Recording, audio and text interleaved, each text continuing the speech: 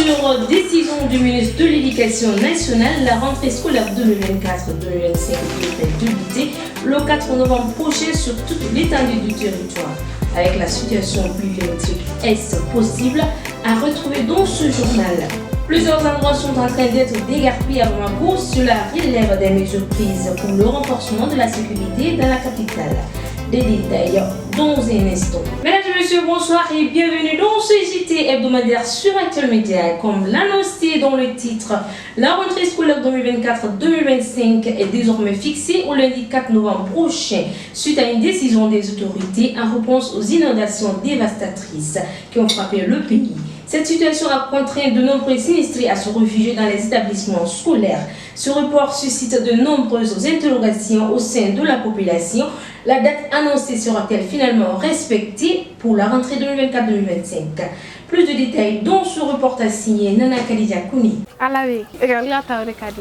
Avec 128 écoles occupées par des populations sinistrées, 167 inondées et 256 autres partiellement ou totalement effondrées à la suite des récentes inondations. Le ministère de l'Éducation nationale a rendu public un communiqué le 30 septembre 2024. Ces communiqués annoncent que la rentrée 2024-2025, initialement prévue pour le 1er octobre, a été reportée au lundi 4 novembre prochain. Cette décision fait suite à l'état de catastrophe nationale qui a engendré de nombreux sinistrés, rendant difficile, selon les autorités compétentes, le passage à la rentrée scolaire dans de telles conditions. Comment les parents d'élèves accueillent-ils cette décision? Ça m'arrange parce que cette décision m'arrange parce que c'est la maison de nos proches qui sont tombés et ça peut arriver à tout le monde. Nous ne pouvons que remercier nos autorités pour cette décision. En tant que parents d'élèves, ça nous arrange d'une manière. D'autre part, nos enfants seront en retard par rapport aux autres. D'égalité, information, à tableau, une décision, bon, elle est arrangée.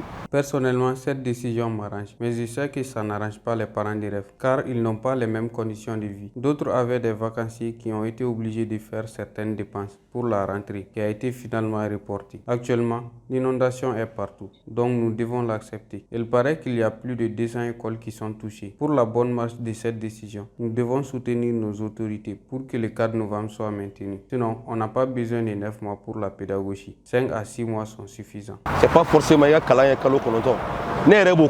moi personnellement parce que pour la pédagogie. Jusqu'à présent, avec les inondations et les prévisions météorologiques, les élèves pourront-ils prendre le chemin de l'école le 4 novembre prochain?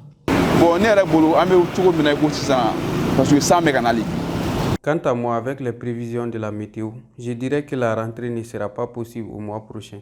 Les écoles sont inondées, ainsi que des maisons. Ça serait difficile pour les enfants avec la pluie qui continue toujours à venir. Personnellement, j'en doute fort. Mais comme chacun a son métier, des spécialistes sont là pour ça. Donc on peut espérer. Le 4,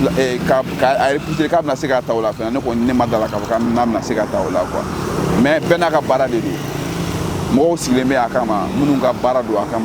malgré ces reports qui ne conviennent pas à tout le monde, Mme Kouati Mariam Silla, mère de famille, exprime sa position tout en compatissant à la situation des victimes.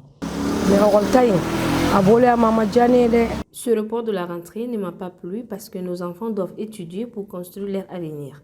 Mais d'une part aussi, on est obligé d'accepter car ce sont des chefs de famille aussi qui sont victimes de ces inondations. Nous restons toujours positifs à attendre le bon Dieu.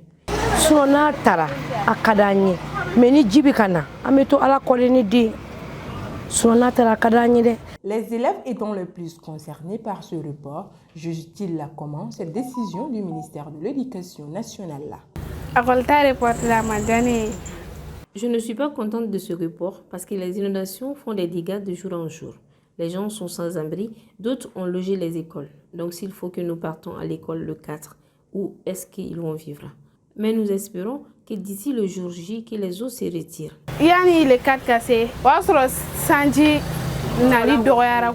En dépit de cette situation, la population ainsi que les autorités espèrent que la date du 4 novembre sera respectée et qu'entre-temps les eaux se retirent et que les sinistrés pourront libérer toutes les écoles en regagnant leur domicile. Ce report met en lumière les nombreux défis auxquels le système éducatif malien est confronté. Il est rappelé que cette date est pour l'instant maintenue pour la rentrée scolaire 2024-2025 selon le comité de crise. Cette année, l'hivernage s'avère particulièrement favorable pour les producteurs de bananes. Anamassadanga est marché réputé pour son activité. La surproduction a engendré une offre abondante de bananes, entraînant aussi une chute significative des prix. Pour en savoir plus, regardez ce reportage signé Oumou Koulibaly.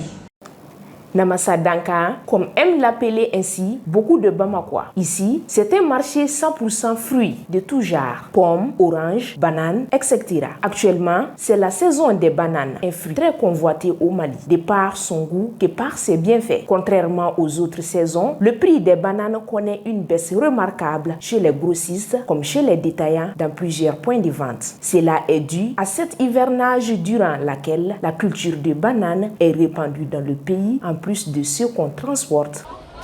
On est en période de bananes. Actuellement, il y en a beaucoup qui sont venus du Mali, tout comme de la Côte d'Ivoire. En tant que grossiste, on vend les caisses de 30 kg ou 20 kg aux vendeurs. Il n'y en a pas un prix fixe aux bananes. Ceux qui arrivent de la Côte d'Ivoire, parfois coûtent 12 000 francs la caisse de 30 kg. Ceux qui viennent du Mali sont parfois vendus à 7 000 ou 8 000 francs par caisse. Ça dépend de la qualité. Parfois, il y en a même qui coûtent 6 000 francs ou 5 000 francs. Une fois que les bananes mûrissent, tu es obligé de diminuer les prix pour qu'ils soient achetés. Sinon, tu les consommes ou si elles pourrissent, tu les jettes. Une fois que les femmes viennent acheter le matin, dans la soirée, on est obligé de vendre le reste à moindre coût. Les bananes sont sur le marché jusqu'en janvier. Cette année, avec la pluie, il peut y avoir une exception car tant qu'il y a l'eau, les bananes feront fruit. D'habitude, de septembre à fin décembre jusqu'à mi-janvier, les bananes sont en abondance sur le marché. C'est en hiver qu'elles se raréfient.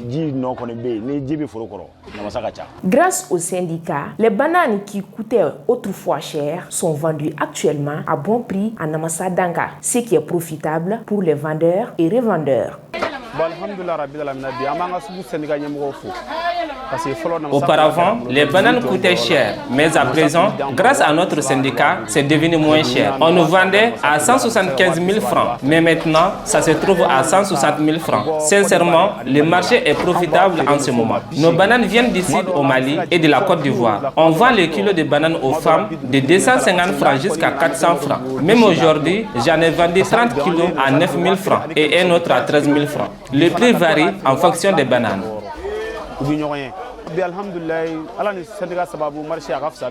Par contre, pour certains vendeurs, la rareté des bananes vertes sur le marché et sans moindre importation sont des difficultés liées à leur travail. En ce moment, moins de bananes vertes arrivent sur le marché, c'est ce qui cause leur cherté. On ne cultive pas assez ici au Mali. Mais avec ce qu'on importe de la Côte d'Ivoire, elles peuvent coûter un peu moins cher. Je prends les kilos à 400 francs pour vendre à 500 francs.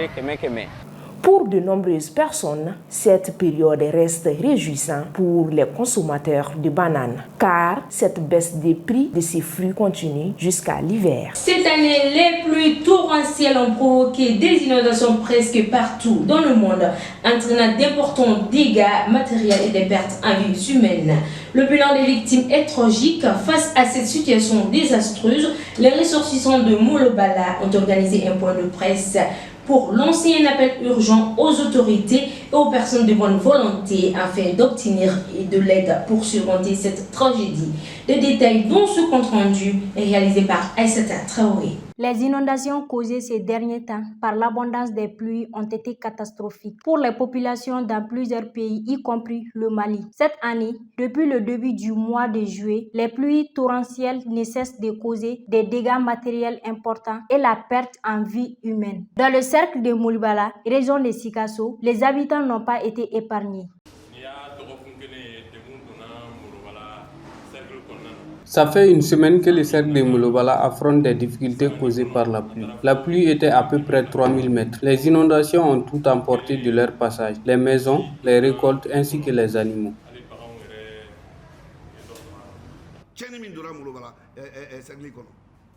Il y a eu tellement de dégâts causés par la pluie dans le cercle de Molobala. Au moment où vous êtes prêts à récolter, la pluie vient et emporte tout.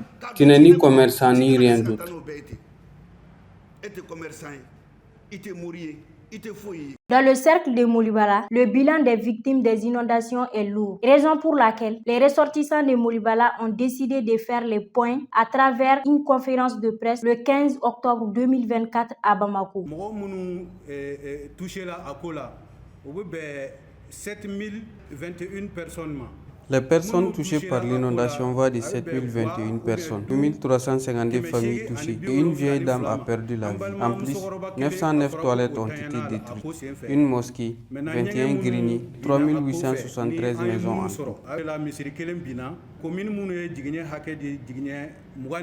À travers cette rencontre avec la presse, les ressortissants de Molibala cherchent de l'aide pour les sinistrés de Molibala qui sont actuellement dans le plus grand besoin.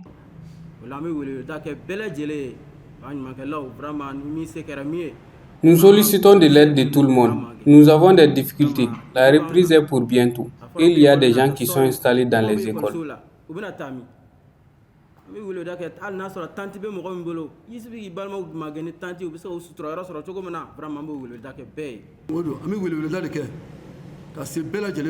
Nous sollicitons l'aide de tout le monde à l'intérieur ainsi qu'à l'extérieur du pays. Toute aide sera la bienvenue, que ce soit des vêtements, des chaussures et bien d'autres choses que nous aurons besoin dans la famille.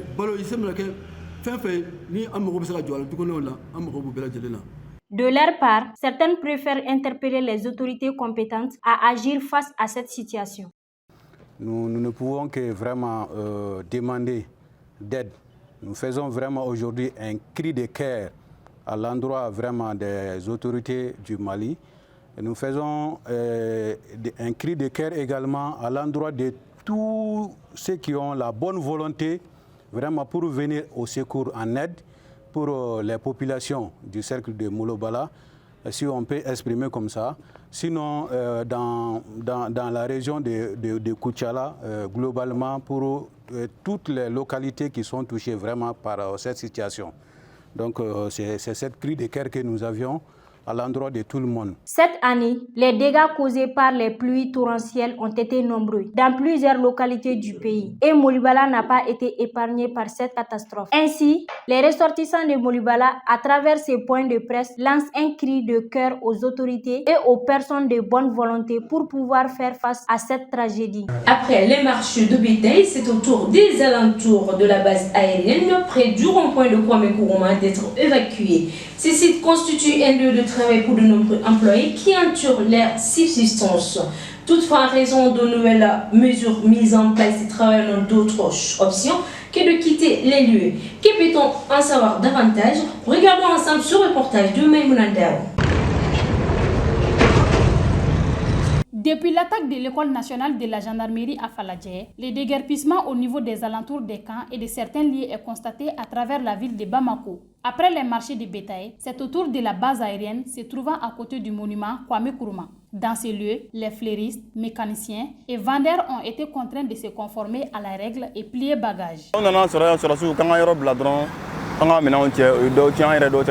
Les militaires nous ont demandé de quitter les lieux. Ils ont cassé quelques pots, mais on a pu emporter d'autres. Un jeudi, ils nous avaient convoqués à la mairie. Et là-bas, on nous a demandé de quitter les lieux avant le mardi. On n'a pas refusé de partir, mais on n'avait nulle part où aller. On était obligé d'abandonner les lieux et de chercher nous-mêmes un endroit approprié. Même s'ils rencontrent des difficultés après avoir été déguerpis, certains trouvent cela normal et ne s'y opposent pas. Depuis 1998, je suis ici. Quand on quitte son ancien lieu de travail, les rentrées seront limitées. Mais je ne vois pas d'inconvénient. C'est pour l'intérêt du pays et pour notre propre sécurité. Pour le moment, on n'a pas trouvé l'endroit exact pour continuer notre activité. Après avoir quitté leur place habituelle, les fleuristes nous font part de leur situation actuelle.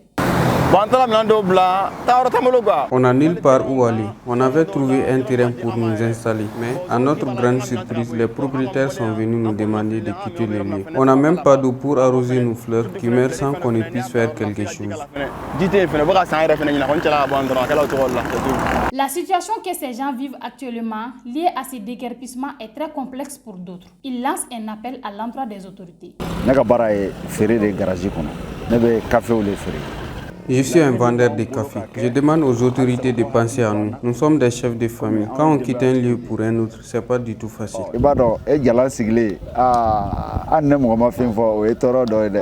Après plusieurs années à cet endroit, ce n'est pas facile pour les occupants de quitter précipitamment le lieu du jour au lendemain. Mais les raisons évoquées prouvent à suffisance que c'est pour assurer pleinement la sécurité, surtout à Bamako.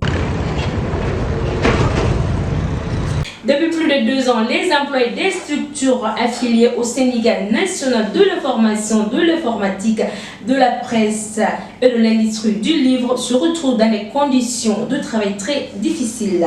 Retard des salaires, absence de prise en charge de l'assurance maladie obligatoire et manque d'équipements adéquats sont leurs quotidiens. Pour alerter l'opinion publique sur cette situation préoccupante, le SNIPIL a organisé une conférence de presse. Pour en savoir plus, suivons ce compte rendu de Abdoulaye Mega. Depuis environ 3 ans, plusieurs employés affiliés au syndicat national de l'information, de l'informatique, de la presse et de l'industrie du livre, SNIPIL, sont privés de leurs droits à l'assurance maladie obligatoire AMO. En effet, bien que les cotisations soient prélevées sur leur salaire, celles-ci ne sont pas réservées à l'INPS, l'Institut national de prévoyance sociale. Ainsi, ces travailleurs ne peuvent bénéficier ni des allocations familiales, ni de la couverture médicale. Pour alerter les autorités maliennes sur ces conditions de travail déplorables, le SNIPIL a organisé une conférence de presse le mardi 15 octobre 2024 au Centre national de la cinématographie du Mali, CNCM. Ajouté à cela, depuis juillet 2021, il y a eu un alignement de l'indice salarial. On n'a pas encore bénéficié au niveau de nos structures, au niveau du contractuel. Au-delà, aujourd'hui, nos équipements ne sont plus adaptés, pour ne pas dire manque cruel d'équipement. On ne peut pas continuer à travailler dans ces conditions. C'est déplorable. L'Union nationale des travailleurs du Mali, UNTM, était représentée à cet événement par son secrétaire général adjoint. Celle-ci a estimé que cette conférence était plus que nécessaire et légitime. Le pacte dit clairement le respect des engagements. Quand les parties s'engagent, elles doivent tout faire pour respecter ces engagements. Le pacte ne dit pas qu'il faut couper l'amour aux travailleurs ou qu'il ne faut pas payer les gens. Ça, c'est pas possible. Ça, c'est des choses qui révoltent au-delà du pacte. Donc, c'est pas facile. J'ai écouté tous les problèmes soulevés ici. Chacun de ces problèmes est un problème très grave. Et ce qu'on peut dire, c'est de demander à ces différentes structures et à l'État de prendre ses responsabilités et de répondre rapidement à ces questions soulevées ici. Afin de trouver une solution adéquate aux problèmes persistants des employés, l'UNTM s'est engagé à s'impliquer pleinement dans cette affaire. De son côté, le SNIPIL reste dans l'attente d'une réaction des autorités compétentes. En tout cas, nous sommes dans une situation de coma artificiel. Nous voulons nous ressusciter. Nous demandons à l'État d'intervenir rapidement pour nous aider à nous ressusciter. C'est ça la responsabilité, et c'est ça les responsables, c'est ce qui est demandé, en tout cas à notre niveau, aux responsables syndicaux. C'est d'aller étape par étape. Et je pense que cette première étape est une alerte pour tout le monde, même pour nous au niveau de l'INTM, pour qu'on se saisisse du dossier et qu'on essaie de trouver rapidement des problèmes et des solutions aux problèmes posés. Les SNIPIL regroupent des employés de l'AGETIC, de l'AMAP, de l'ORTM, de l'ANCD, de l'APDP, du cabinet des femmes du MCNMA, du CNCM, de Graphic Industrie et de la SMDT. Des milliers d'employés recrutés par l'État y sont représentés. À ce stade, le SNIPIL n'envisage ni grève ni arrêt de travail, à condition que les autorités répondent au plus bref délai à leurs revendications. Mesdames et messieurs, c'est tout pour ce JT hebdomadaire que j'ai eu l'honneur de présenter. Merci de l'avoir suivi et à très bientôt sur Actuel Média. Parce que nous croyons au grand potentiel humain, parce que nous incarnons la performance, parce que l'autonomisation et le perfectionnement de l'élite constituent notre objectif. Rejoignez-nous, Université Bazo, la performance par excellence. La prestigieuse Université d'excellence est UTG, première université qui offre la formation robotique et électronique révolutionnée au Mali. Et UTG, 80% de pratique et 20% de théorie. Elle oriente surtout les jeunes vers l'entrepreneuriat, ce qui fait que 70% de ses étudiants deviennent des entrepreneurs. Sistra Technologies est une société de prestation de services et de commerce, évoluant dans le domaine des nouvelles technologies de l'information et de la communication, la fourniture de matériels biomédicaux, la bioinformatique. L'École supérieure de commerce ESC Mali School of Management, l'école qui forme les leaders de demain, elle se distingue comme l'une des meilleures écoles de commerce de la sous-région. ESC Mali est réputée pour l'excellence de ses formations qui préparent efficacement les étudiants à devenir des entrepreneurs et des managers compétents.